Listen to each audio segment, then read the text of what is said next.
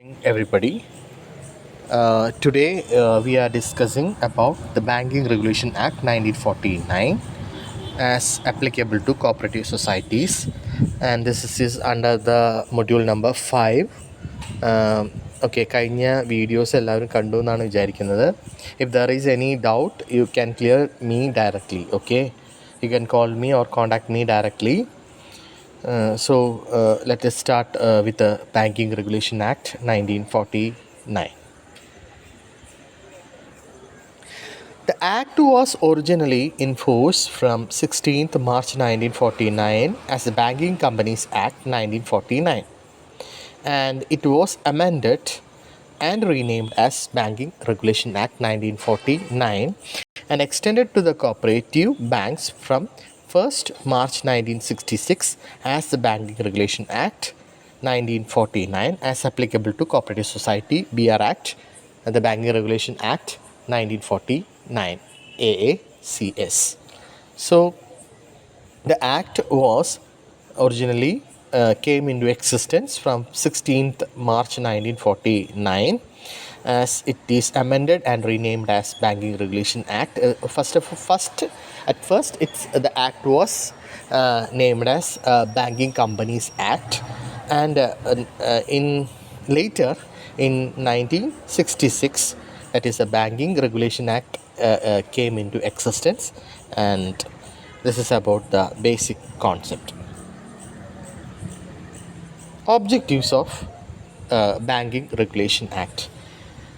There are three major and important objectives of Banking Regulation Act: to protect the interest of depositors, to develop banking institutions on sound line, to accept to aware about the monetary and credit system to the larger interest and priorities of the nation.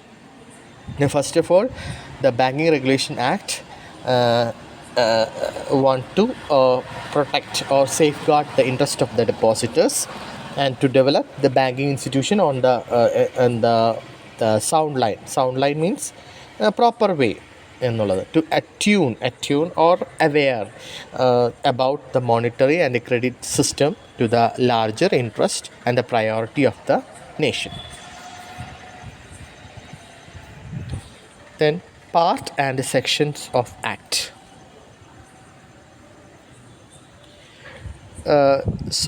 ഇതിൽ കുറേ കണ്ടൻറ്റുകളാണ് വരുന്നത്. Part 1, part 2, part 3 എന്നൊക്കെ പറഞ്ഞിട്ട്.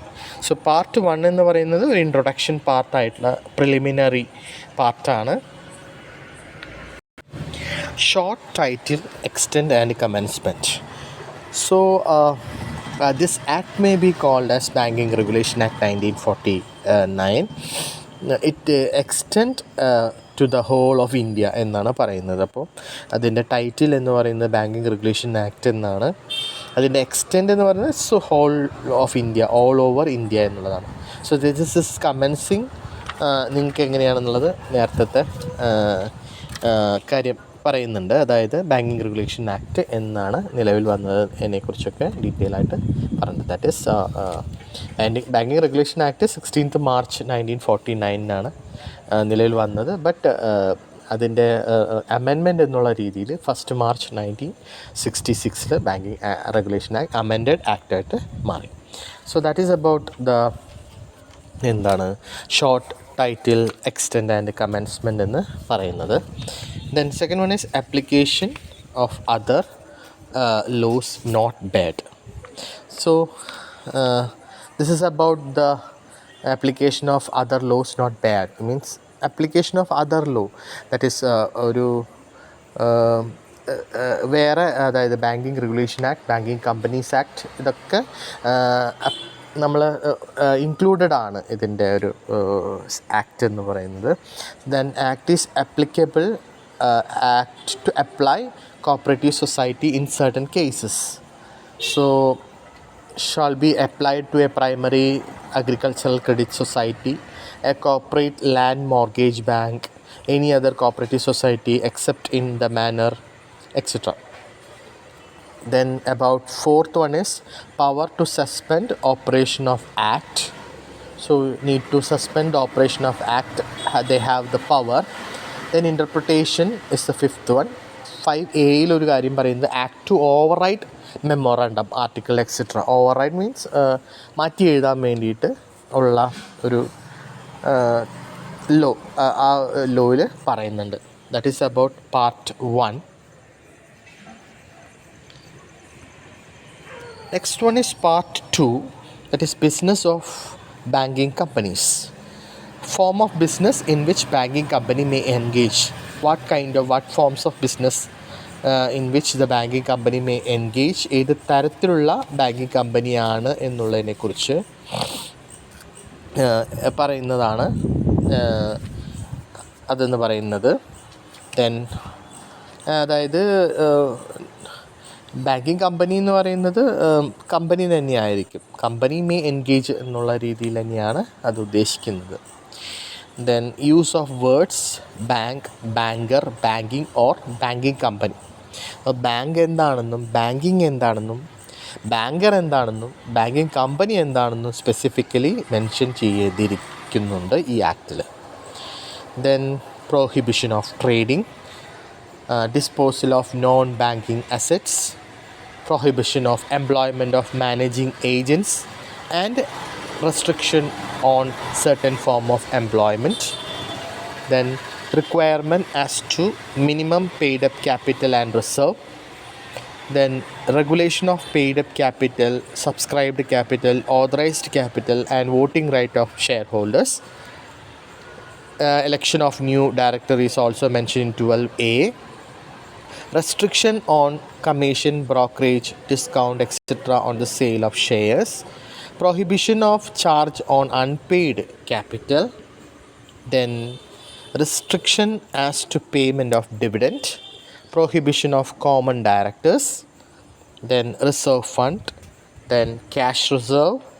Then restriction on nature of subsidiary companies. Then restriction on loans and advances.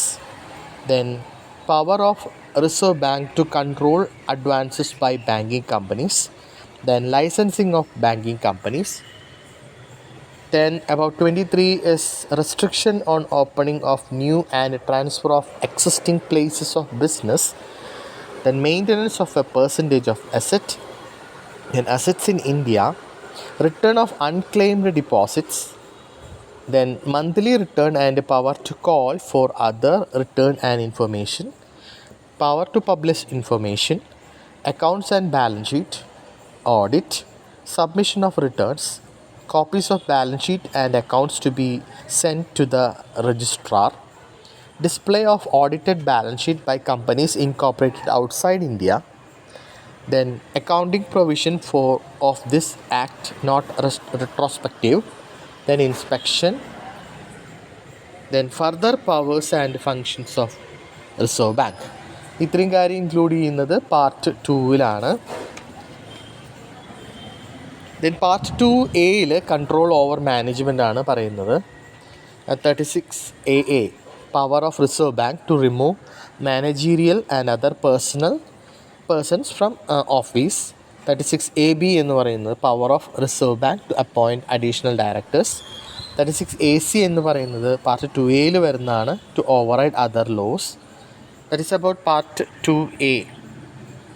Part 2B പറയുന്നത് 36AD ആണ്. That is prohibition of certain activities in relation to banking companies. Part C പറയുന്നത് acquisition of undertaking of banking companies. അതിൽ 3AE, 3AF, 36AG, 36AH, 36AI, 36AJ മുതലായ സെക്ഷൻസുകളാണ് ഉൾപ്പെടുത്തിയിട്ടുള്ളത്. Part 3 suspension of business and winding up of banking companies. 36B high court defined ആണ് പറയുന്നത്. 37 suspension of business. 38 winding up of high court. 38A court liquidator. 39 reserve bank to be official liquidator. 40 stay of proceedings. 41 preliminary report by official liquidator. 40 stay of proceedings.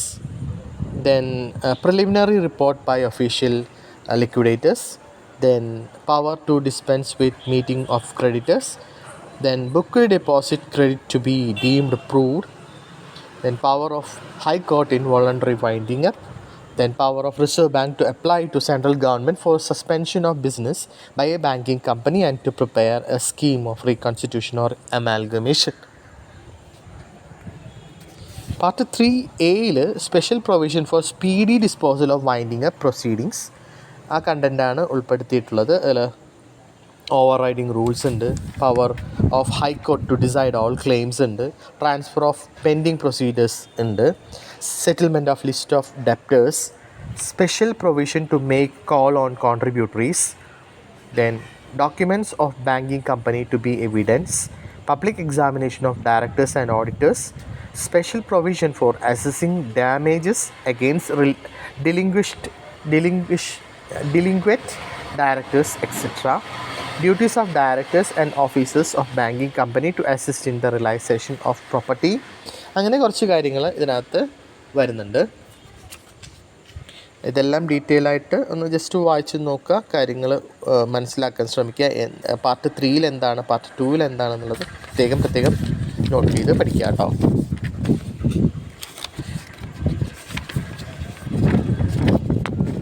Next is about part 3B, that is a provision relating to certain operation of this banking companies, making the rules for preservation of records, return of paid instrument to customers, the nomination of payment of depositors' money, notice of claims of other person. അങ്ങനെ കുറച്ച് കാര്യങ്ങളാണ് അതിനകത്ത് പറയുന്നത്. Part 4 other miscellaneous കാര്യങ്ങളാണ്. Penalties, ചെയർമാൻ്റെ ഡയറക്ടറിൻ്റെ ഒക്കെ, then ഒഫൻസസിൻ്റെ കാര്യത്തെക്കുറിച്ച്, then application of finds, special provision four private banking companies, then certain claims for compensation paid, and the power of central government to make rules, power to exempt in certain cases. ഇത്രയും കാര്യങ്ങളാണ് part 4 വരുന്നത്. And part 5 act to apply the cooperative societies subject to modification. So application of the act to the cooperative bank ആണ് part 5 വരുന്നത്.